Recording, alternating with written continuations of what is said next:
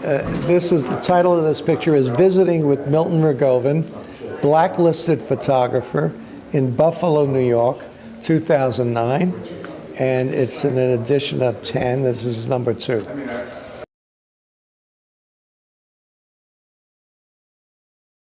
What happened was that before 2009, I forget what it was, the New York Times must have done at least 2 major stories on this photographer, and or maybe 3 even, you know.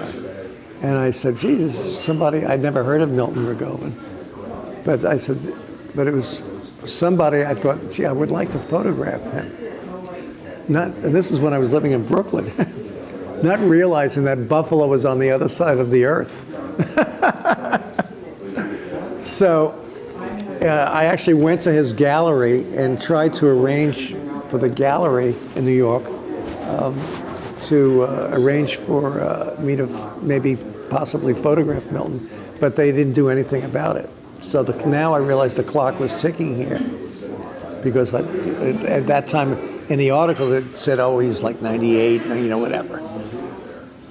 So when I got to Hudson in 2008, almost a year passed, and then all of a sudden another article appeared in the New York Times. So I said, you know what, I got to strike while the iron is hot here. Now, I never went out to do what I would call long distance photography.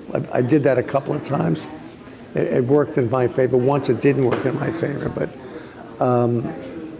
so I had to call. I think I called I called Milton's home number, and he was listed, and I forget who I spoke to. Oh, I spoke to his sister. No, I spoke to his daughter, and the daughter sounded a little weary on the phone. It was almost like she was going to use a football term, she was going to play interference on this. So she put me in touch with her brother, who lives in Chicago, and he arranged for me to photograph Milton in Buffalo. So now the coast was clear. I had an inroad into the situation.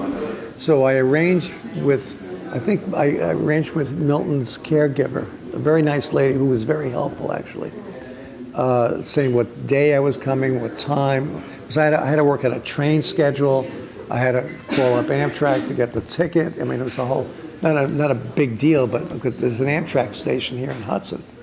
So I realized this was not going to be an in and out situation. I had to stay overnight in Buffalo, okay? There was no way I was going to be going in there and leaving, okay? So I arranged for the time of when I was going to arrive, and the next morning after my arrival, I went to photograph Milton, and my window was like a couple of hours, which was fine. It was perfect timing. And then I was able to take a taxi from Milton's to the train station. Well, the funny thing was, when I got off in Buffalo at the train station, I was shocked. I said, "Where's the train station?" I was underneath a clover leaf in the middle of nowhere with this little brick building with vending machines in it. And I said, "This is the train station?" It was not the train station I read about in Buffalo. Anyway, so I was able to I had already booked myself into a hotel somewhere in Buffalo.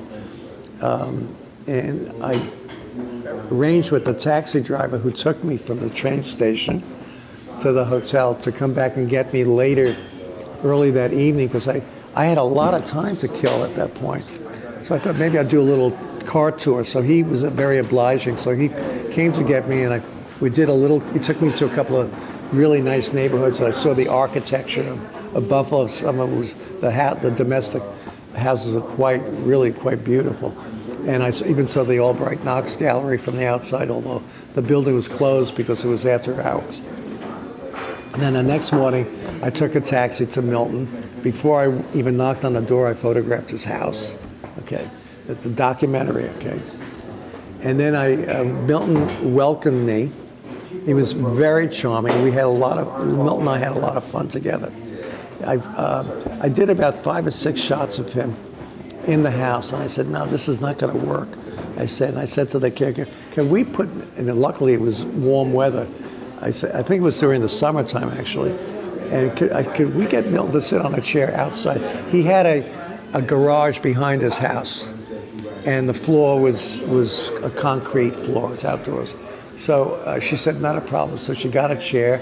We got it outside into the yard, and Milton sat in his chair, and I wanted him to be really comfortable. And I worked around him. I did head shots. I did head and shoulder shots. I did full-length shots. I covered my bases on this, because I realized there was not going to be any second takes on this.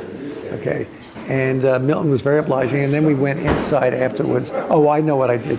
At some point indoors, I said to him, can you take your eyeglasses off? And he said, no problem. You know, and I explained to him why, because I was getting glare on his eyeglasses. And I didn't want that to happen. So actually, it's something I learned in my photography early on, was not to photograph somebody. And if it was okay if there was no reflection, but if there was reflection in the eyeglasses, then that's really a no-no. So anyway, Milton was very obliging. And I basically Milton was very accommodating. And at some point, he made a joke. He mimicked me. I was saying, oh, that's beautiful, that's beautiful. And he was mimicking back to me my words. I actually wrote it down, a little poem. I went to see if I had it in my computer, but I didn't. It's in a manuscript at the Yale Library now. But a little poem, a little ditty where he's talking to me about the words that I was saying. Okay, so we had coffee and Danishes or whatever, and then it was time to leave. So I sent him a set of prints, and I think I sent some prints to the brother in Chicago also. And the brother asked me, why did I photograph his dad without his eyeglasses? And I explained to him why I did that, because I thought he looked better without the eyeglasses on. The reason the son asked me that question was because he was always photographed with his eyeglasses on. But he looked great, and you'll see now. This is the one time that Milton Rogovin was photographed without his eyeglasses. The unveiling of Milton. Oh yeah, so I had a show a year later in Cambridge, Massachusetts. The show was called Souls, okay? And it was 100 portraits this size at this 2-room gallery. And it was pictures of famous people, pictures of near famous people, pictures of anonymous people, pictures of friends, pictures of strangers that I made. And I wanted it all to come together and to call it Souls, which was the obvious title of that exhibit. And that's how this picture ended up in this. Only time that this picture was exhibited was in this series of pictures called Souls.